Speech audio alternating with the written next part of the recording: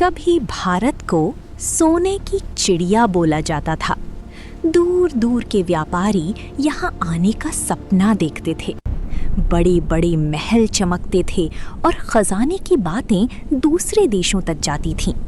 हर तरफ खुशहाली थी, बहुत पैसा था और ऐसा रुतबा था कि दुनिया देख के हैरान रह जाती थी। फिर अचानक सब बदल गया।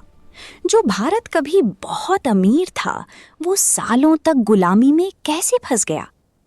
क्या सच में बाहर वाले इतने ताकतवर थे या फिर कहानी कुछ और ही थी? शायद सच उतना सीधा नहीं है जितना किताबों में बताया गया है।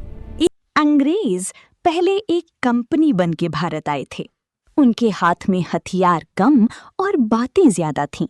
ऊपर से वो व्यापारी बनकर आए, लेकिन उनका प्लान कुछ और था, पूरा राज करना। शुरुआत में उनके पास बड़ी फौज भी नहीं थी, फिर भी धीरे धीरे वो यहाँ अपनी पकड़ बनाते गए। उस टाइम भारत एक साथ नहीं था। छोटे छोटे राजा आपस में लड़ रहे थे, कोई तख्त के लिए, कोई अपनी सत्ता बचाने के लिए। सबकी आपस में दुश्मनी थी। अंग्रेजों ने यही कमजोरी पकड़ ली। उन्होंने लड़ाई से पहले दिमाग लगाया, एक राजा को दूसरे के खिलाफ खड़ा कर दिया और दोस्ती के नाम पर ऐसे ऐसे समझौते करवाए कि पूरा सिस्टम हिलने लगा।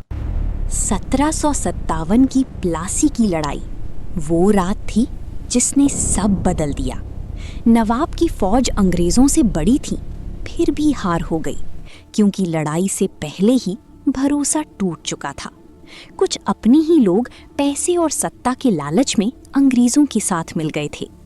उस दिन सिर्फ एक नवाब नहीं हारा, भारत की आज़ादी में पहली दरार पड़ गई। इसके बाद लंबा अंधेरा शुरू हो गया। अंग्रेज धीरे धीरे व्यापारी से हुकूमत करने वाले बन गए। लोगों पर टैक्स लगने लगे, राजा बस नाम के रह गए। किसानों की मेहनत और इंडिया का पैसा जहाज़ों में भरकर बाहर जाने लगा। देश धीरे धीरे खाली होता गया। लेकिन सबसे बड़ा सवाल आज भी वही है। अगर भारत इतना शक्तिशाली था, तो कुछ हजार विदेशी करोड़ों लोगों पर राज कैसे कर पाए? क्या वजह सिर्फ अंग्रेज थे या हमारी अंदरूनी फूट हमारी सबसे बड़ी हार बन गई? शायद सच इन दोनों के बीच कहीं छिपा हुआ है। इतिहास हमेशा तलवारों से नहीं बदलता। कभी कभी कुछ फैसले पूरे देशों की किस्मत बदल देते हैं। अगर वीडियो आपको अच्छी लग रही हो तो तुरंत नीचे दिए गए काले रंग के सब्सक्राइब बटन पर क्लिक करें और चैनल को सब्सक्राइब कर लें। और शायद भारत की गुलामी की कहानी भी उसी अंधेरे से निकली थी जिसका पूरा सच आज तक सामने नहीं आया।